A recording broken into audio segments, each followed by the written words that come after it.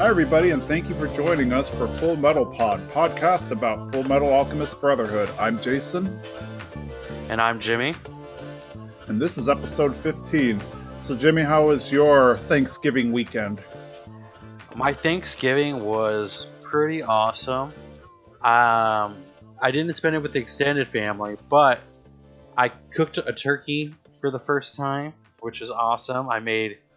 I call it stuffing, like cornbread stuffing, but we don't put it in the turkey, so I guess it's dressing and sweet potatoes and all the stuff. I made basically a Thanksgiving meal. It was awesome. That's nice. I did not. So I made some pumpkin cream cheese snickerdoodles for my neighbors. Like every week, I try to make something different. But since I'm alone, and I shouldn't really be eating like bulk amounts of sweets. I usually just put all the extras, which is a lot, onto a plate or something in the lobby, and I say like, "Hey, here is this. Try that," and they usually appreciate it. So that's always nice. So that's pretty much all I did, and then I just kind of kicked it with the dog. Nice. Yeah, I just watched a lot of TV afterwards. I watched the Macy's Thanksgiving Day parade. It was interesting because they're not actually going however many blocks they usually go down. I guess it's just one street block that they bring the floats and balloons down. So, and it played later in the day too, which was weird. Gosh, I haven't watched that in years. I remember watching it when I was younger. I wonder. So they still do the balloons? I guess. Well, I guess that makes sense. But kind of feel like maybe they would have moved on to like crazy laser shows or something more high tech, I guess, or a hologram of Oh, that would of have been like cooler. I SpongeBob or am. something. I don't want to call like shade on anyone, but Kiki Palmer, if you're listening to our podcast, your lip syncing was not good on the float. It was off, and I'm sure there were technical difficulties or whatnot, but it was noticeable. And I know you're better than that.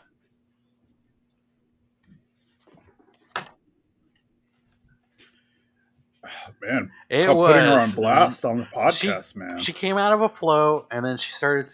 Her song came on, and it was just.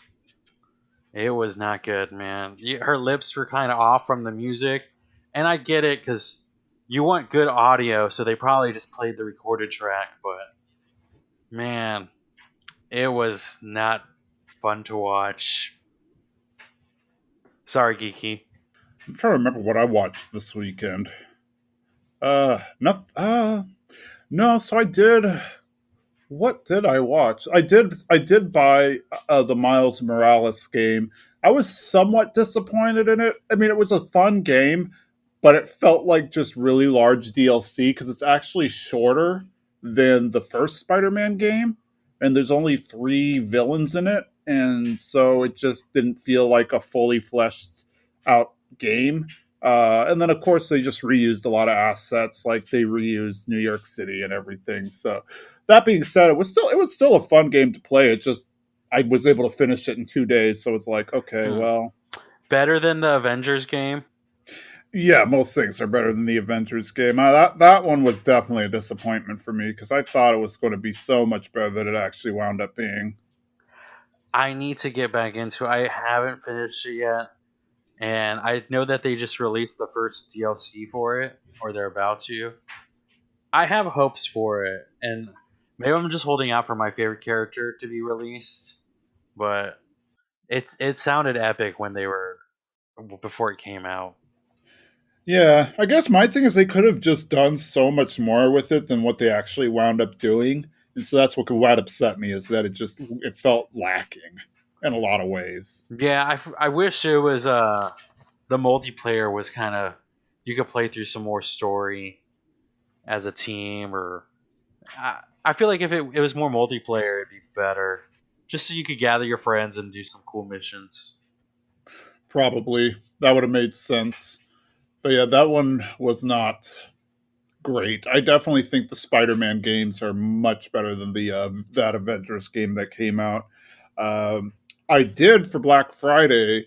Square Enix was having the sale, and originally I wasn't going to buy anything because I just didn't care. Not Black Friday, Cyber Monday. Sorry. So they had the sale, but then I saw that they had like Kingdom Hearts, like everything up to I think the third version. So I think it was Kingdom Hearts 1, Kingdom Hearts 2, 358 over 2 days, Birth by Sleep, Dream Drop Distance, Chain of Memories, all that stuff. And 2.8, I guess, the Epic Prologue or whatever it was called. And so, yeah, so I'm like, oh, cool. Now I have all Kingdom Hearts, which I mean, I think I could do a whole podcast on how stupid the number scheming is of Kingdom Hearts. Like, you should be able to play, like, if you play one, two, three, you should have a good idea what the story is. But they made so many spin-off games that, like, if you played no Kingdom Hearts between 2 and 3, you were lost when you were playing 3. A lot of the stuff they were talking about. Didn't most of the like in between games come out for like the DS? They weren't even on console. No, yeah, most of them came out for PSP or DS. Yeah. That's interesting. I loved Kingdom Hearts 1 and 2. I haven't played 3 yet. But I guess I can't. I gotta play all the in between games first. You're saying? Yeah, or you could just like because the Kingdom Hearts game was such a big deal when 3 came out, there were just a ton of videos that were dumped online where these people would analyze the movie or the game and like tell you what happened up to 3. That way you didn't feel lost, which I was like, good, because they put plot important things in like a mobile game. Like there's a, what is it called? Kingdom Hearts Key or Kingdom Hearts Union Cross. I don't even remember what it's called, but it's a mobile game for like Apple and Android, and so there's some plot important stuff in that game that wasn't mentioned in Kingdom Hearts 3. So it's like, oh wow, yeah, they just keep leaving us with nothing to know, or with like you either had to watch one of those video dumps or you had to have played every single game in order to play the third one, and that like beyond just playing part 1 and part 2. Oh man, I wonder if it's probably not on the Switch, but man, Kingdom Hearts would be so much fun to play on the Switch, just so you could take it around with you. Yeah, it would be. I mean, from a power perspective, a Switch should have the power to be able to prep to play Kingdom Hearts 1 or 2 because those are PlayStation 2 games. But I think I could be wrong, but I'm pretty confident that they're PlayStation exclusives. Oh man. Oh really? I thought Kingdom Hearts 3 was on the Xbox. Maybe that one came out on the Xbox. I know Kingdom Hearts 1 and 2 were PlayStation exclusives, though they very well may have been released in Xbox later. But then, of course, the side games came out in different platforms: PSP, uh, Game Boy Advance, 3DS, all of that stuff. So, and mobile. So yeah, um, yeah. I don't know if they wound up porting the previous versions to Switch though, but who knows? Maybe they did. I know they just released another one that's not Kingdom Hearts 4 for the Switch, the Hearts of Melody or whatever it's called. So that's about, I think, maybe the only title that's on Switch. I Man, could be I wrong. need more Switch video games. I had such big plans for the Switch. I got it, and it was gonna be my thing. I took on airplanes and that I traveled with, and 2020 hit us, and I haven't gotten to travel at all this year. That was the exact reason I bought my Switch, was for travel. And when I was traveling, it was handy because it was a good way to kill like 4 or 5 hours on a plane if I'm traveling to the East Coast or traveling to Central Time Zone or whatever. But now that I'm home all the time, I'm like, my PlayStation's right there. Yeah, I just bought this laptop, and I guess my Black Friday, Cyber Monday stuff is just looking at all the video games on Steam. I think I'm gonna start playing Mass Effect again. That would be fun. It's been a long time since I played it. Uh, like a long, long time, but I remember it being a fun game. Yeah, I remember being upset about certain deaths that happened in the game because of decisions I made way earlier. So I don't know. I'm trying to go in it with a free mind, but I kind of know where I want my story to go. Yeah, hopefully it's good. I honestly don't know, but hopefully it winds up being a good experience. Playing nostalgic games sometimes can be fun, but then it's also sometimes sucks because you'll go out and you'll play it and then you'll be like, oh, man, this wasn't as good as I remembered when I was 15 or whatever. Yeah, definitely. Yeah, sometimes it's maybe best to leave the memories as they are and just kind of move forward. Yep, I 100% agree. Well, on that note, one thing that never gets stale is Full Metal Alchemist. So let's jump in.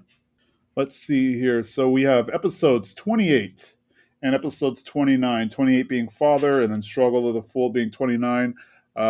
If you're going by season, it would be season 3, episode 2, season 3, episode 3. So, Father, we're going to catch up here a little bit with whatever's going on. We finally get to meet Father, or who the homunculi call Father.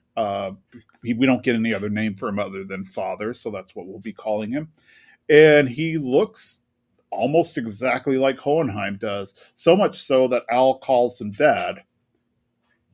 But then all of a sudden, Gluttony's insides just kind of rip open, and he spits out Envy, Ed, and Al. So, or sorry, Envy, Ed, and Ling. Al is elated to see Ed, and then of course, Ed and Ling are happy that the plan actually worked. Father approaches curiously because he has never seen Gluttony spit anything out before.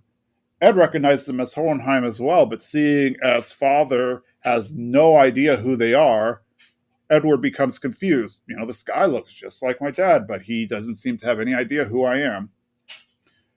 Father realizes that Ed is injured and that Al is missing a hand, so he heals Ed's broken arm and broken ribs and repairs Al's hand without actually thinning out the armor. So he was able to essentially do a transmutation without acknowledging equivalent exchange. And he also didn't have to do any real movements. Like he didn't have to draw a transmutation circle. He didn't have to touch a transmutation circle. He didn't have to clap his hands. It was almost as if he could do alchemy just by thinking it. Father mentions that he needs the boys to be alive and well as they are important resources for him. So that's why he patched them up. Ling notices that Father isn't human, but Father orders Gluttony to eat Ling because Ling has really no benefit to him. And Ed asks him not to because, hey, Father, if you want us to be happy, you should, not eat our friend. Ling states that Father seems to look down on humans, but then Father corrects him because he says, humans don't think about ants. Ants are so inconsequential that they don't want to, that we don't even think about them. Well, that's how I see humans. You guys are so inconsequential to me, I don't even think about you. Uh, Ed engages in a fight with Father, but it is clear that he is outmatched. Father is not amused by all the alchemic fighting going on, so he just simply taps his foot and cancels out the Elric's brother ability to do alchemy. Envy then pins down the brothers, and Gluttony pins down Ling. Envy points out that their powers really isn't theirs. It's almost cryptic, but he basically is saying that, their ability to use alchemy, they think that it's their power, but it really isn't. Father then realizes that Ling may actually be useful after all. He removes a philosopher's stone from like this third eye that he opens on his head. It almost looks like a mini gate. And then the philosopher's stone drops out of it.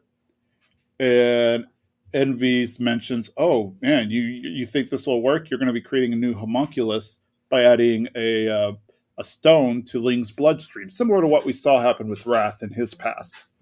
Ed pleads for Father to let Ling go because Envy mentions that more often than not, this results in the death of somebody versus actually working. But of course, nobody really cares what he says. Ed being unable to use alchemy, he grabs the gun that Riza gave him and he points it at Envy, but then he sees one of those human faces on Envy's body and he just can't bring himself to shoot. Ling then actually tells Ed to just stay out of this. Ling wants a Philosopher's Stone. This is why he came to Amestris, so He says, I'm getting what I want. I'm getting the secrets to immortality. Father found it very interesting that he was not afraid and that he was willing to go through with this, but he was like, hey, let's see if your body is as willing as your mind. So he puts the stone into a cut on Ling's face. Stone enters the thing's bloodstream, and we see him just his body kind of twitch and contort and everything as he is transforming. He starts spitting up blood, but then he says, leave me alone. I've got this.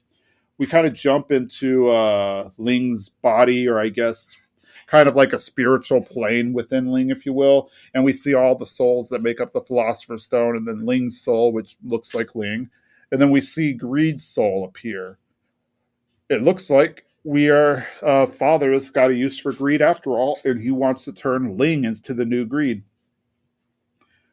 Greed's a little not thrilled that it's such a body of a young boy that he's taken over, not a stronger body, but he's cool with it. Whatever, this is what I've got. But then Ling says, "Hey, I'm fine. Take over my body. I accept you with open arms because you have the power that I need to protect my people." So rather than fighting it like we see with other people, he just kind of straight up accepted it. Ling has now become the new Greed, but it's not the Greed from before. It sounds like the Greed from before, more or less, but he doesn't have any memories of the past life. And now he has an Ouroboros tattoo on his hand. He looks a little taller, and of course talks with a different voice. Now Scar and Mei Chang enter. Xiao Mei and Mei Chang are reunited. Scar sees that Ed and Al are pinned down, so he realizes that they can't be in league with the homunculi. Mei Chang then realizes that the FullMetal Alchemist isn't the dreamboat that she thought he was. Surprisingly enough, Mei Chang and Scar are able to use their transmutations and fight, but the brothers still are not able to. Ed decides to turn the tables in his favor, and he tells Scar that Envy was the soldier who shot the child that started the war, and that Father was the one who orchestrated it all. So Scar now directs his anger towards the homunculi, and a fight ensues. Father manages to get behind Scar and says he just wants to talk, but then Scar tries to attack Father by doing his normal move of putting his hand on his head and trying to blow him up, but it didn't work. Father recognizes, okay, yeah, this is interesting. You're doing a decomposition here. Scar realizes something is wrong, so he jumps away just in the nick of time when Father attacks him. Gluttony goes after Mei Chang, but Al saves her and attempts to escape. However, as they go through the sewers, Al is greeted by the gatekeepers. Scar appears, and Envy and Gluttony are behind him, so they're kind of cornered in either way. Al asks Scar to take Mei Chang to safety, and Scar is surprised to hear that Al is willing to let him to escape. Al says that it sickens him to ask Scar for help, but right now getting Mei help is more important. Al mentions that they likely won't kill him since they need him. Scar states that he is too injured to get her to the surface and that he's not ready to turn his back on this place. So he does a quick transmutation of the water, turning it into hydrogen. Then he throws Al's head against a pipe, causing a spark, which results in an explosion.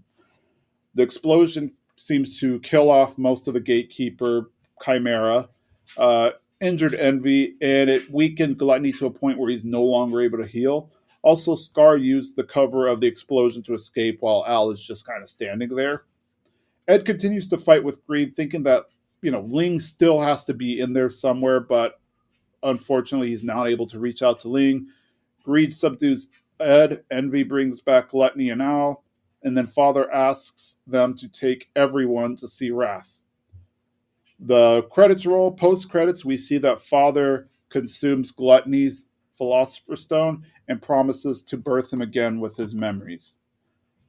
A lot happened in this episode. What were some of your notes? Yes.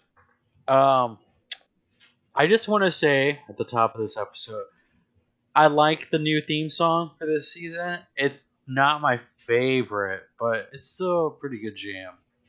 I agree. I'm not a big I would say that my least favorite opening song from the Full Metal Alchemist series is probably the third one, which for season 3. But I mean, none of them are bad. No, I still kind of get the actiony feel from it, but it's not up there. I mean, They're all great.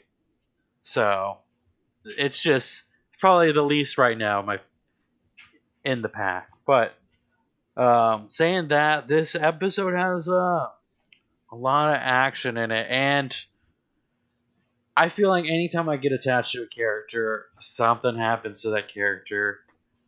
We were talking last week about Ling and his kind of transformation from this comedic character to this action character, and now he's been taken over by the Philosopher's Stone. Yep, he is now a homunculi or a human based homunculi, similar to what we saw with Wrath. It doesn't look like he's actually gone, I guess, but yeah, he's definitely not the same, if you will. Definitely, it seems like Reed's personality has taken over the body.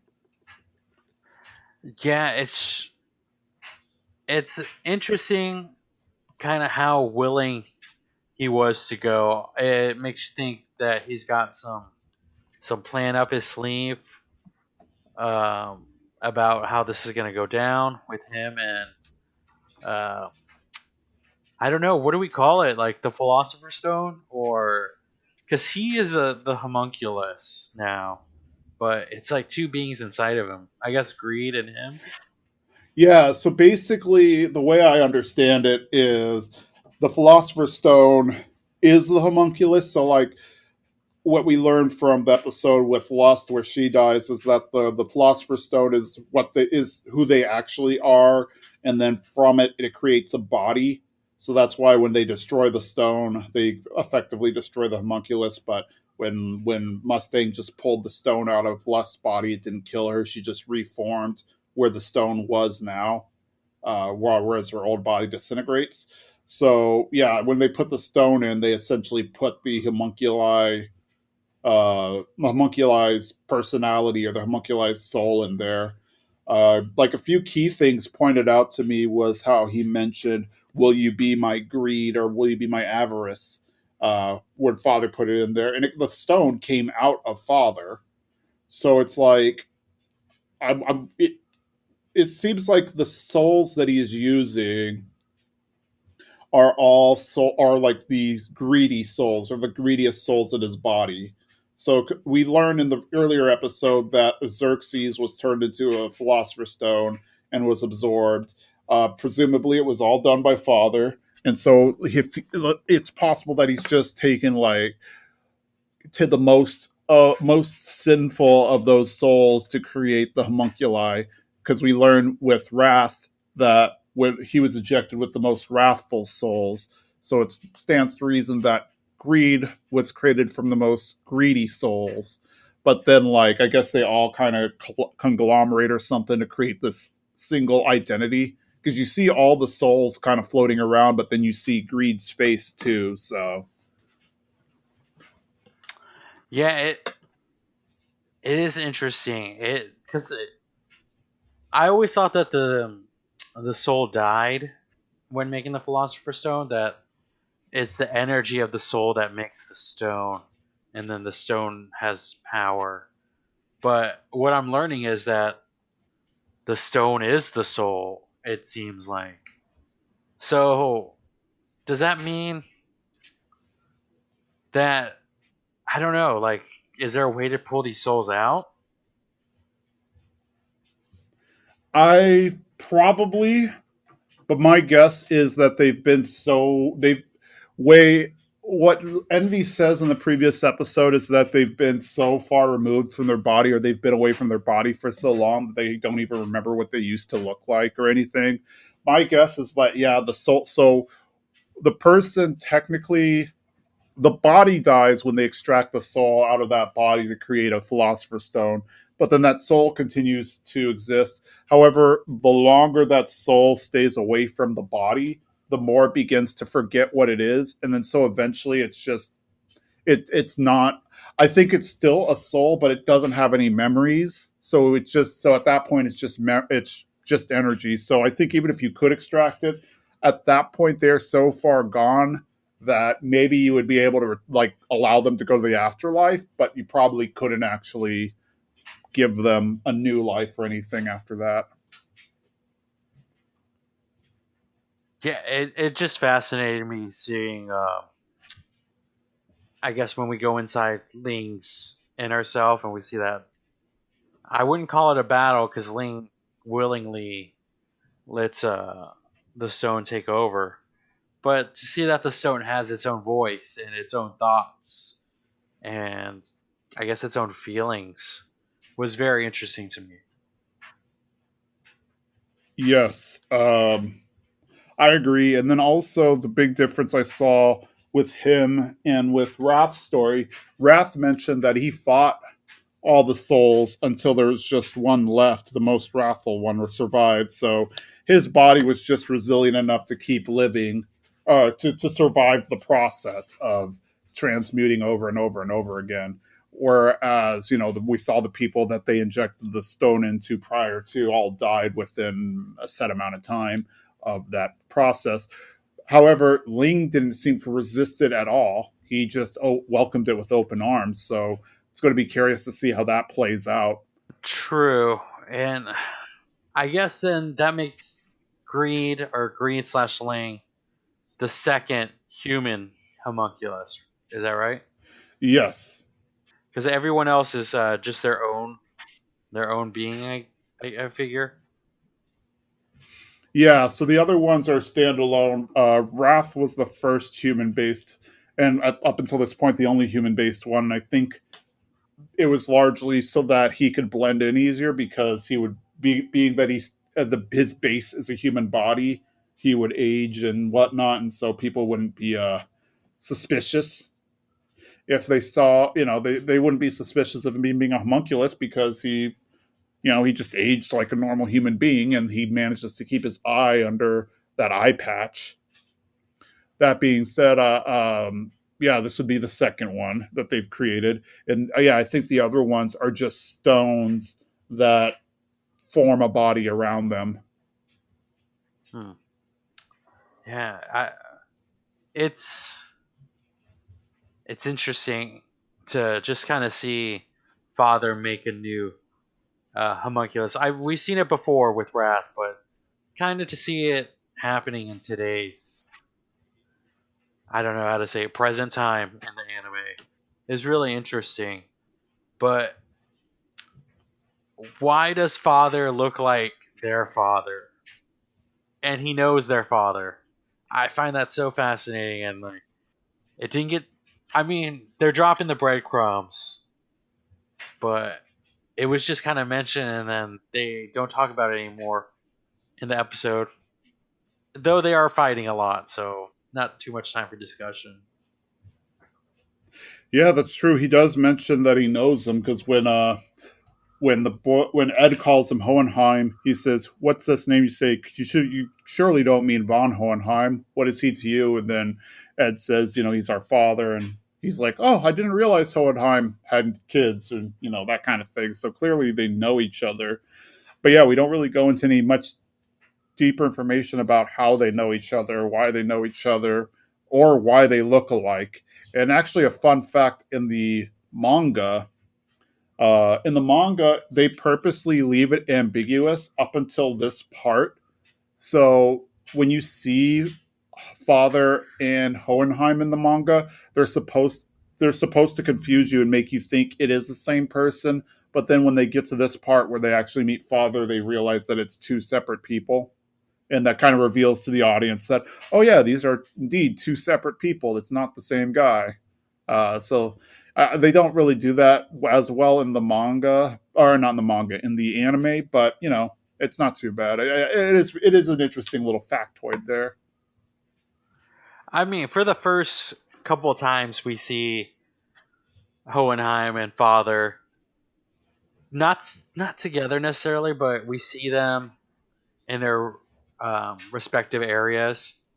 It does give you that feeling that, oh, this could be the same person, until this moment where it's confirmed that they're two different people, or not necessarily two different people. One person is a person, and the other thing is a something. Because when May walks in, she says that that's not a human.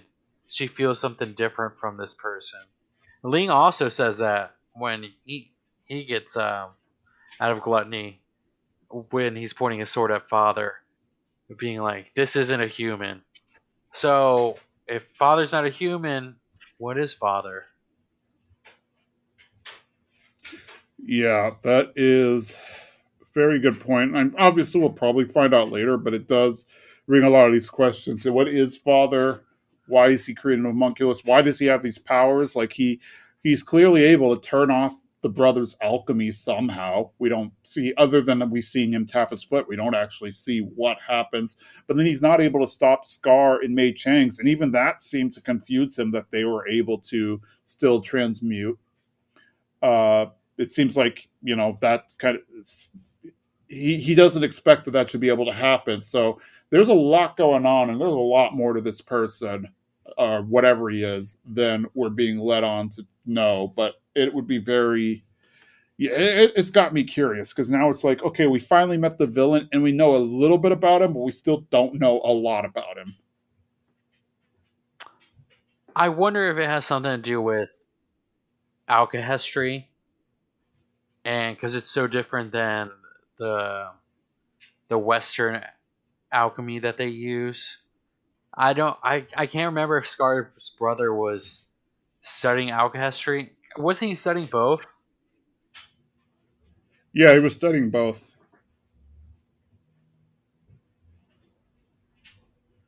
So it might Yeah. be both. I mean, it might be a combination. So I was like, I was thinking maybe it's because of something to do with alchemy and how it's different than what Father knows to be alchemy, and that's why that those two could still use their power or their powers, and that was my theory of it all. And again, Ling and Mei noticing that Father is not 100% human is another thing of like how people from Xing have this other sense to them that they can feel it. Well, Ed and Al were confused by his presence. They thought he was a human. It's just all. I'm glad everyone's coming together. Is kind of what I'm saying. I'm glad. I hope this means that Scar is going to start working with them, and we can all get on this same page because Scar is would be a great weapon to their team. Yeah, both Scar and Mei Chang, because they both know. Apparently, they are not deterred by his alchemic blocking or whatever they want to call it. Oh yeah, May is probably There's May and Ling. Well, we don't have Ling anymore, but May's an amazing fighter for I guess being as young as she is.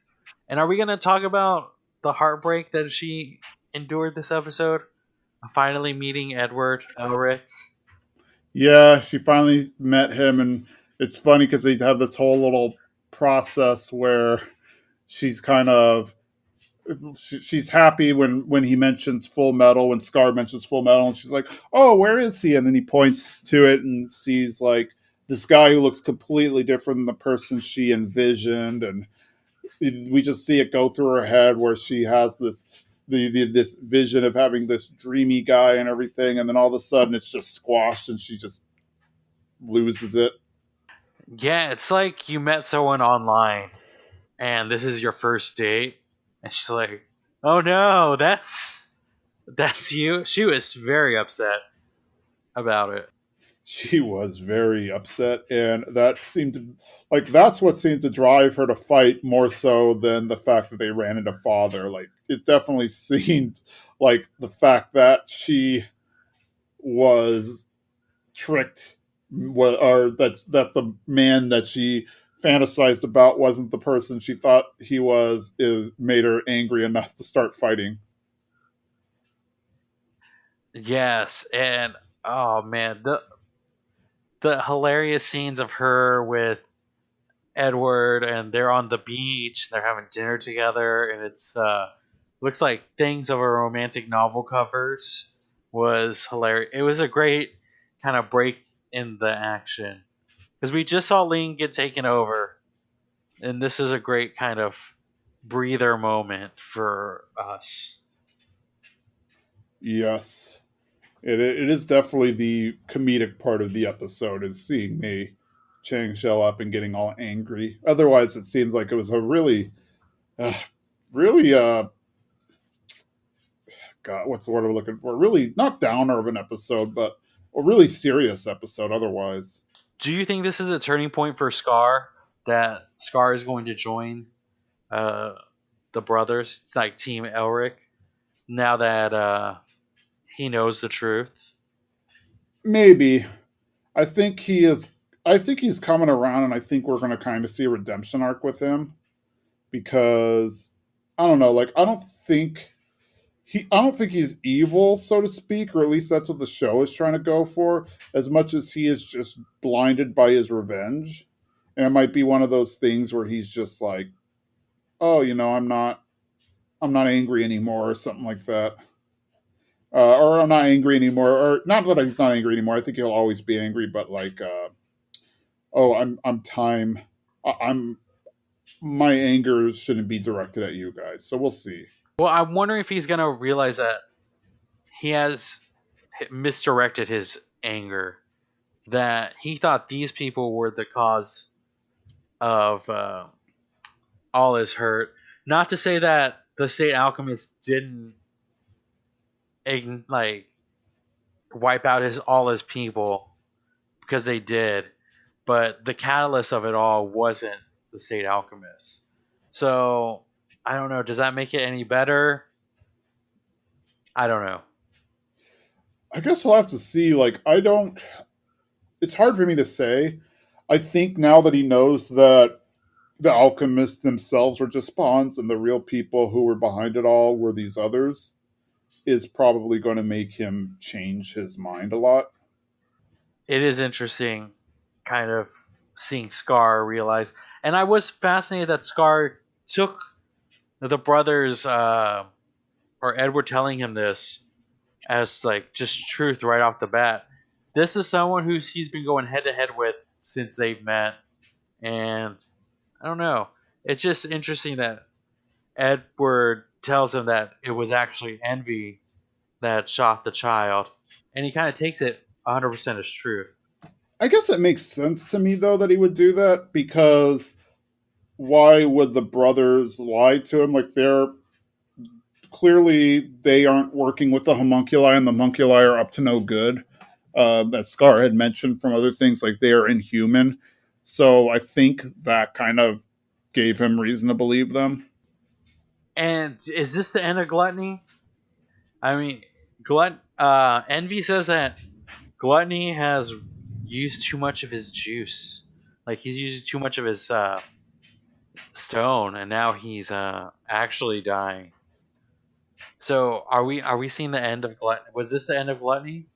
I don't think so. Like, I think he couldn't heal anymore, but he wasn't technically dead at this point in time.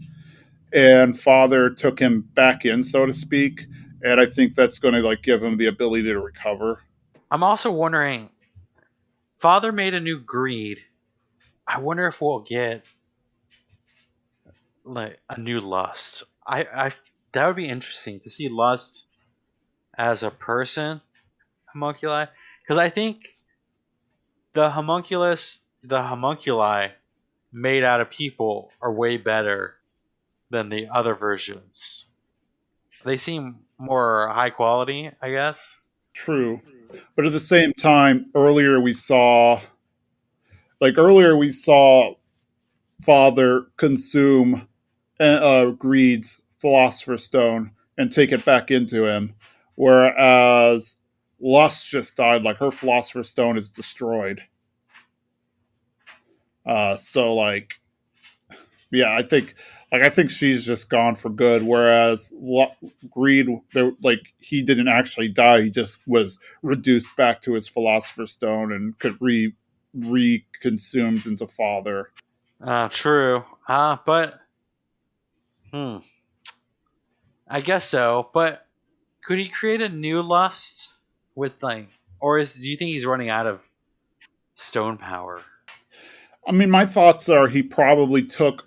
So we know all of them are named after the seven deadly sins. So he seems like he was trying to purge himself of all the sins. So I doubt he has any more lust in him, so to speak. And that, so we might not see any more lust for that meeting. Like I think he took all of his lust to. I think he took all of his lust to create lust, all of his envy to create envy, and so on and so forth. And so, yeah, I think he's probably done.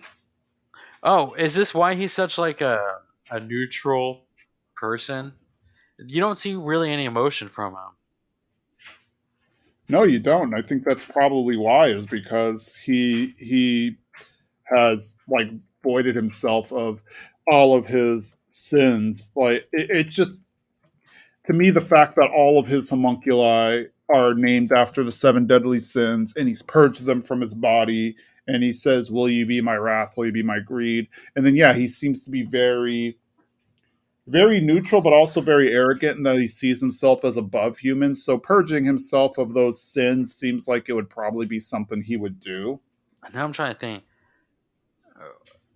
We've got gluttony, gel, envy. There's no like pride, right?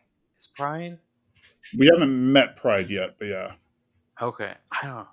This is interesting, and he also is like sepia looking when you compare him to everyone else. He's not colorful, is what I'm like saying. So it does seem like he's missing something. Yeah, probably. I guess we'll find out later more, but there's definitely a lot going on there. Oh man, interesting. I A lot has been said this episode. Like a lot of truth has been said. Um, we lost a character kind of in Ling, and I don't know. It's interesting. And then now the brothers have been captured.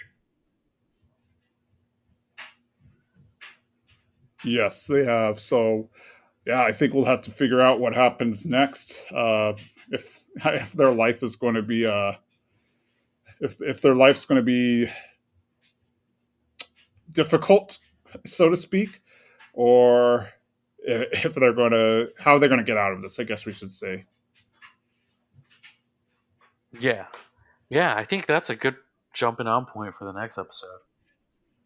Yes, let's do that. So the next episode is called.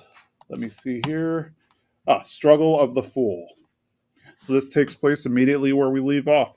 Envy is escorting Ed and Al to the surface. They get in an elevator. Once they exit, Ed realizes that they are in Central Command. So they have been in Central Command this whole time, or right underneath it, which is a disturbing thought to them, that this is all happening at the capital of their country.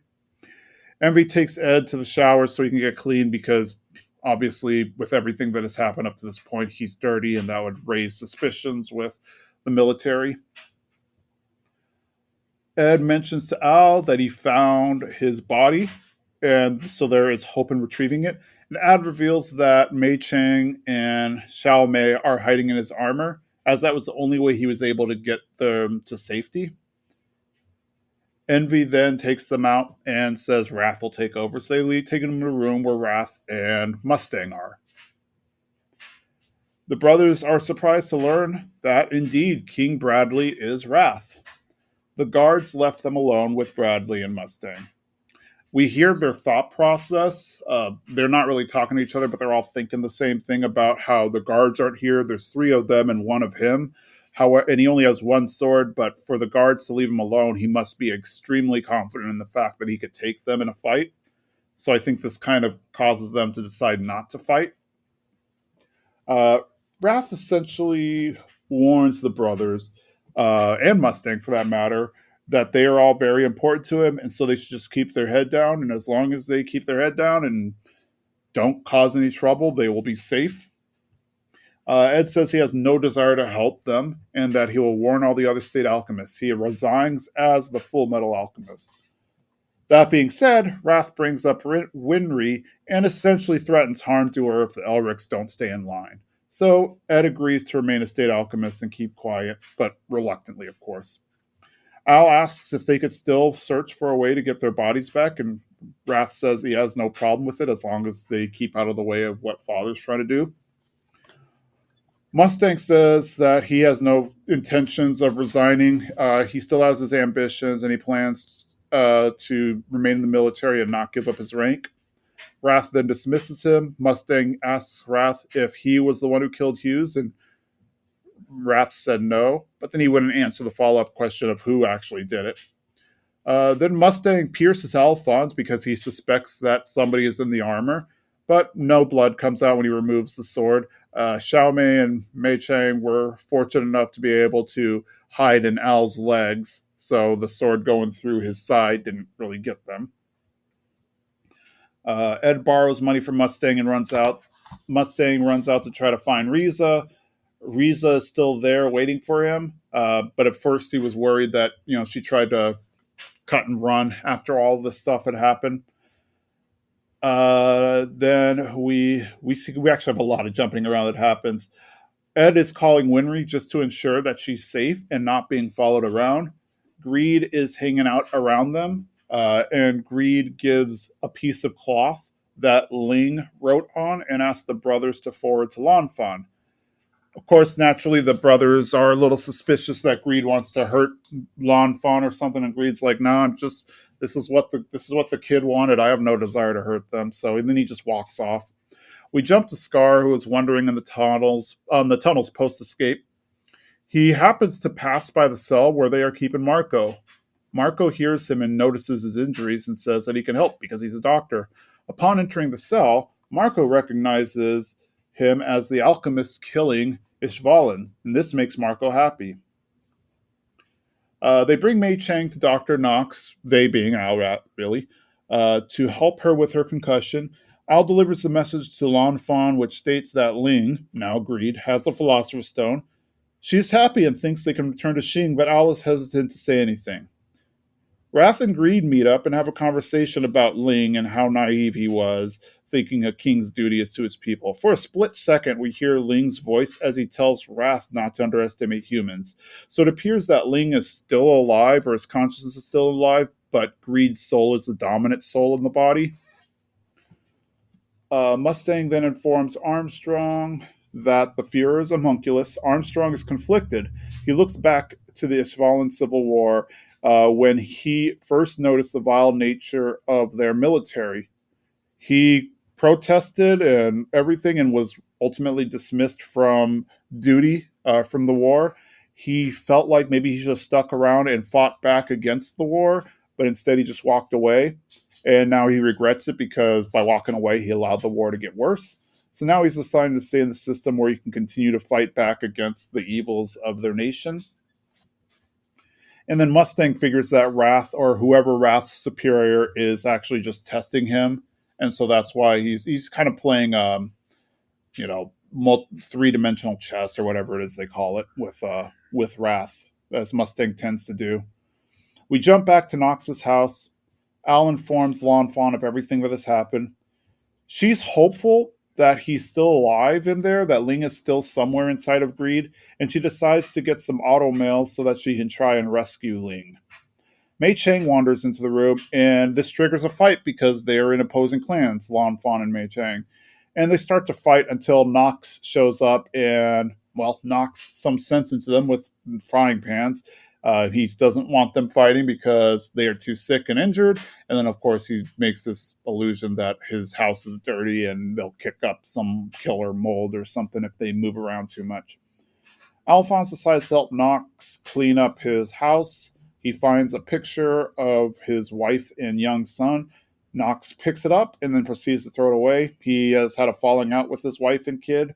We don't learn much more about it. Edward decides to make rounds around the city. He's using his alchemy to help fix things that are broken. It is revealed in conversation that apparently no alchemist was able to use their alchemy earlier. So this is around the same time that he shut down the alchemy, that father shut down the alchemy. So Ed finds this interesting. Ed's just walking around and he's just pondering everything that happened, what he learned about father, about Al's body, the threat against Winry, all of that stuff. And of course, the whole everybody losing their ability to use alchemy, but then he's just like realizes that he actually still has the gun that Riza left him, so he decides to go return it. We go to a post-credit scene, and we hear Marco talking to Scar, and it's kind of a voiceover on top of Father. He admits to being forced to create the Philosopher's Stone. He used a lot of his fallen lives, and he is now being coerced to do it again, only on a much grander scale. And he has no interest in doing genocide. So he wants Scar to kill him, to one, punish him for what he did to the Ishvalans, but also to save the country, because if he's no longer around, he's no longer he's no longer of use to them. So that's where the episode ends. What are some of your thoughts on that one? For me, this was a little shorter episode. A lot's going on, and like you said, it's a lot of back and forth, and I don't know. I feel like we didn't get much on the brothers, but we learned a lot about Mustang and kind of his team. And I love seeing young Armstrong with his little like curly hair, one hair sticking out, but I guess in his 20s, or I don't know. I don't know how old Armstrong is, but we get to see him during the war, and he's younger. Yes, he definitely was younger. Uh, I don't know how much younger, but yeah, and he doesn't even have the mustache, which was definitely an interest because you get so used to seeing his mustache all the time, so seeing him without it was kind of funny. It does make me kind of want a spin-off of just all of the characters we see now, minus the brothers. Kind of, I don't know. I don't want to see them in the war though, but I want to see them maybe in training or in like the academy together or something like that. I guess the younger versions of Mustang and everyone. Yeah, that would be interesting. Uh, let's do kind of a backstory. Unfortunately, they would have to touch upon uh, the genocide and everything, since that was. It seems like so far we're seeing that was just such a huge turning point in a lot of the soldiers and how they viewed the military or the world and whatnot. So I feel like they would have to eventually hit that. Yeah. Well, dude. Oh, if we do get a younger version spin-off, it means we would get Hughes back, young Hughes. I would like to see what single Hughes is like, since he's so defined by his marriage and what we see him as. I wonder what single Hughes is like. That would be kind of interesting to see. I'll give you that.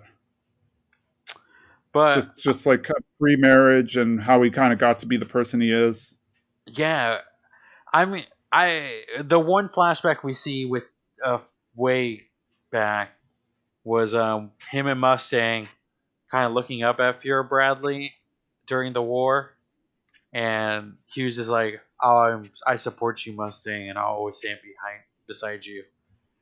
And it makes me feel like Hughes has always been this guy who is very loyal to his friends and like very kind-hearted. But I just want to see what it's like before he met his wife and settled down. That would be interesting to see. And there was just a lot that happened. I mean, I kind of agree that it was a short episode, but also it just seemed like a big information dump. We kind of maybe not an information dump, but it kind of set the stage for where things are going to go now because it kind of I guess it feels like the brothers have found their answer, so to speak. Like so like they start this whole show with trying to figure out how to create a philosopher's stone. And now they wind up figuring out that there's these things called a homunculus, and there might have been some greater experiment or greater conspiracy going on. Now they found confirmation that there is a conspiracy and that they are being seen as valuable resources for Father, and that's why the homunculi are very interested in protecting them and everything.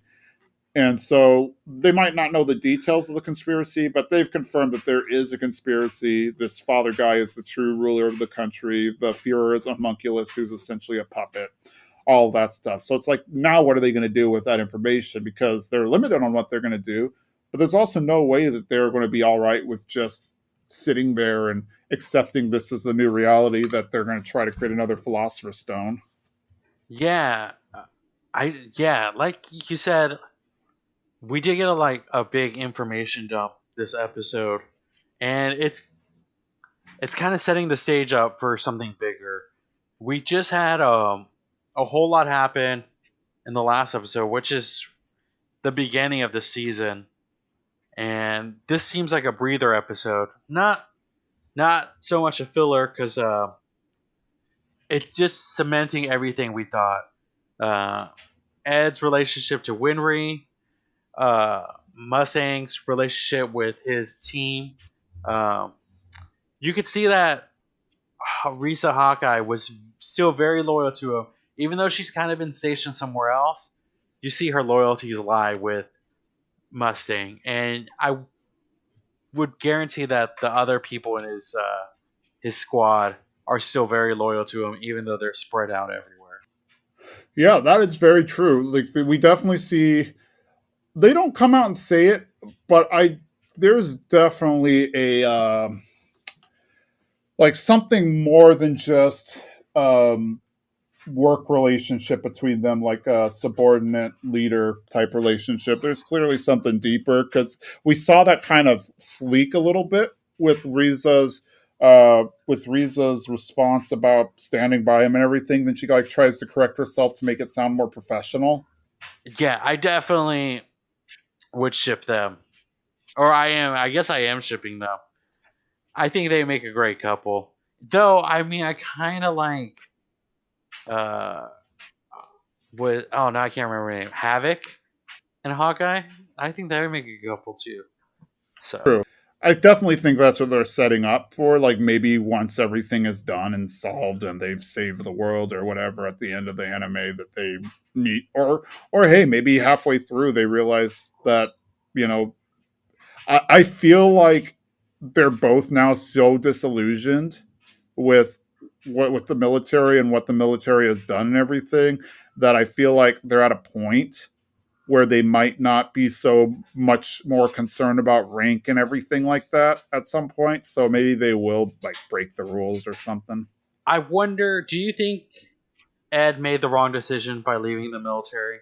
Uh, I mean, yes and no. Technically, he didn't leave. Like he tried to, but then they forced him back in. But yeah, I think him trying to probably was a bad idea because now they know that he's upset and like even though yeah they've threatened Winry, so maybe that's going to keep him stable. They also know that he is very unhappy, so he might be a risk when all is said and done. I think I don't. It's they're in a weird situation where everyone knows everyone's secret now. The Fuhrer knows that they're after they. The Fuhrer knows that Mustang and the brothers are trying to stop him, and they know that he is a homunculus, and they know a father now. It's kind of this weird. Everything's out in the open, but we got to act like nothing's happened. Yeah, I always got the feeling that they were kind of privy to stuff already. Like, I feel like the Fuhrer and the Homunculi all knew more about what they were motivated by or what they were up to, more so than the brothers knew what the Homunculi were up to.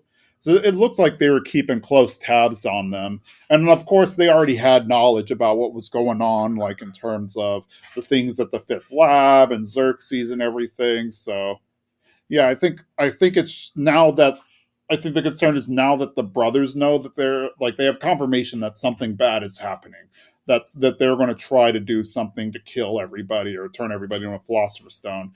And so now that they know that, and the brothers being the people that they are, yes, threatening Winry is probably going to keep them at bay for a while, but at some point they're not going to be all right with just letting things be as they will. So yeah, they're going to have to keep an eye on them. I am very relieved that Armstrong had nothing to do with anything. And you could tell by his reaction to when Mustang and Hawkeye tell him the truth and how it kind of breaks him. and I'm just satisfied. Not that he got broken, but that a couple episodes ago we saw that so many people who are higher up rank knew about Fear of Bradley, and I just was wondering how far down I went. And it's relieving knowing that Armstrong is still a good guy. Yeah, it seems like Armstrong was just a foot soldier, more or less. I mean, granted, he's a state alchemist, but it doesn't seem like he got any joy out of the military, or out of the Ishvalan Civil War. Uh, yeah, it seems like he has similar motivations to Mustang too, because it seems like Mustang got no joy out of the Civil War either, but he maybe feels like being in the military, like one of those I can only change it from the inside type of things. And I'm thinking maybe that's some Armstrong who's the same way, like why he didn't resign from the military after the Ishvalan Civil War is because he just wanted to, he wanted to stay with it because he maybe felt like he could change it from the inside. I do like I was saying this episode is it's a very kind of cementing our thoughts on certain characters. I do like how this is kind of Armstrong's turning point for him. I think he's going to be way more active now because he remembers back during the war and he was holding the dying child, and I believe it was the dying child, and it really tore him apart. And they said, we can't use you here. You need to go back somewhere else. We need soldiers who can fight. And he kind of left the area. And Mustang talking to him now, he says that he wished he didn't leave because he couldn't do anything from far away. That he needs to be the change. So I'm wondering if he's going to start being the change and he's going to start being more proactive and more. He's been helping Mustang kind of in secret and giving Mustang clues to what he knows. I wonder if he's fully going to join the team.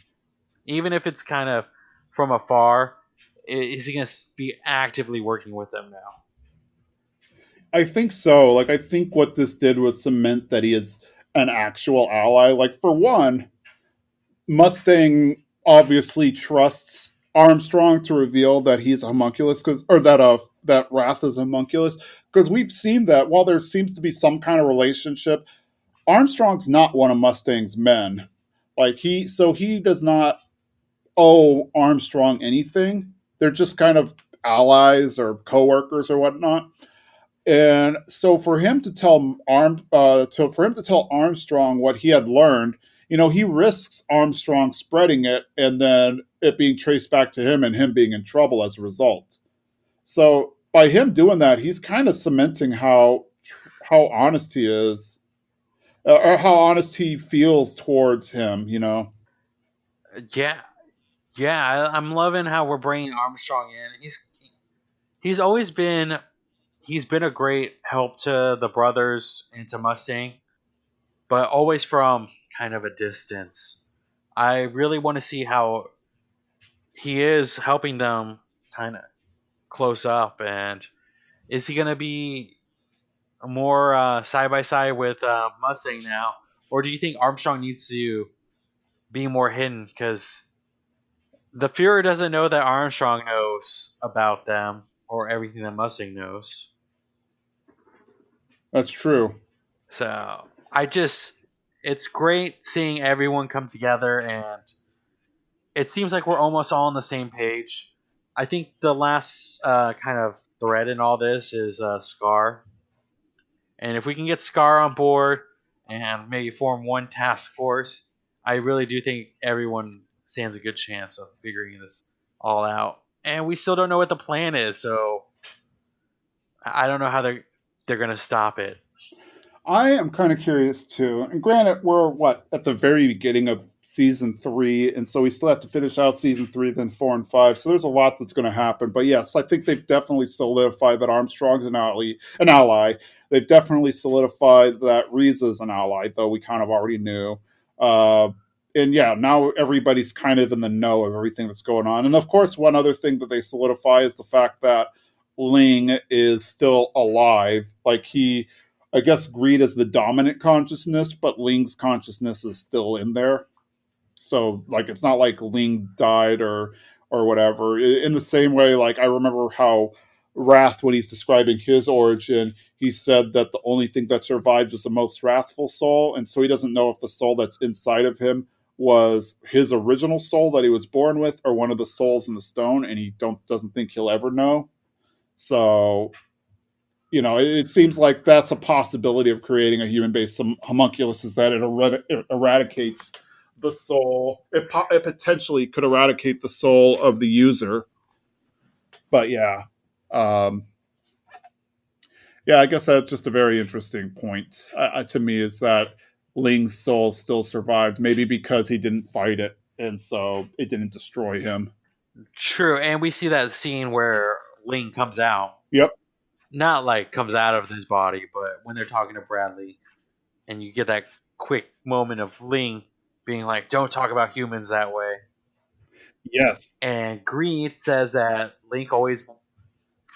Ling is in there, and he's got to keep Ling down, which makes me think Ling is just waiting for the right moment, and he's gonna overpower Greed, and that would be great too, to have that kind of power on the team. Oh, it's interesting. I agree. That would definitely be very interesting to see, or see what winds up coming to that. If Ling's still in there, one, we know greed based on earlier episodes. Granted, they say this isn't the same greed, but we know greed is greedy, and his personality put him at odds with the other homunculi, to where he departed and kind of did his own thing because he didn't want to help Father take over the world. He wanted to take over the world. So my thoughts are, at some point he's probably going to come. Like Greed is probably at some point, by his own nature, is going to come at odds with Father, and then maybe Ling's personality rubs off on him in a little bit, and he winds up joining the good guys. Yeah, I wonder if there can be a true fusion of the two souls. Like, can they merge into kind of one and inhabit the body at the same time? So we get like the good parts of both of them. That is a good question. I mean, there's no precedent for it, but that doesn't mean it can't happen. Because we know that there's two souls in that body. Because one is always going to be fighting the other if that's the case. If Link comes out, then he's going to always have to be suppressing greed, unless what Wrath says is true, that maybe Link can destroy Greed's soul and just be Ling with the Philosopher's Stone body. Could be. Yeah, it could be that they merge, or it could be that they come to some kind of agreement on how they share their knowledge. This is a great jumping off point for this season because all the characters we're locking everyone down in their roles, and we get the hope that Ling is going to come out of green, possibly. And it feels like Wrath knows this because we see this moment when Ling comes out for that second, and Wrath is like, he kind of gives you that look where you get that feeling that Wrath's like, oh, we got to keep an eye on him. Yeah, he definitely seems concerned by the fact that Ling is still somewhere in there. I'm definitely excited for this season. If we're starting off with the first episode, or I guess the second episode, and how much we got from that, and everything's kind of out in the open. No one has to be really secretive about anything anymore. I still think we're gonna run some undercover missions, but you can do things more freely now. I think they're gonna work hard or like go full force now. I agree. I think we're going to see them actually trying to figure out get more information and figure out how to fight this without putting their friends and the loved ones at risk. So that will be interesting. And I think we'll just start learning more about all the characters involved as well. Cool. That's all I have. How about you? Yeah, just I'm really excited to keep going with this season. Yes, me too. This is like I've always said, like this is probably the millionth time I've said this, but this is my favorite anime of all time. So I'm looking forward to seeing where this goes. Oh yeah, yeah. It's This anime sucks you in. I mean, I was hooked. I've always been hooked since episode 1, but yeah, it just it keeps you wanting to watch it over and over again. So this is really great. Yes. And we will watch even more episodes and talk about it next week. So, as always, I'm Jason. I'm Jimmy. And bye. Bye.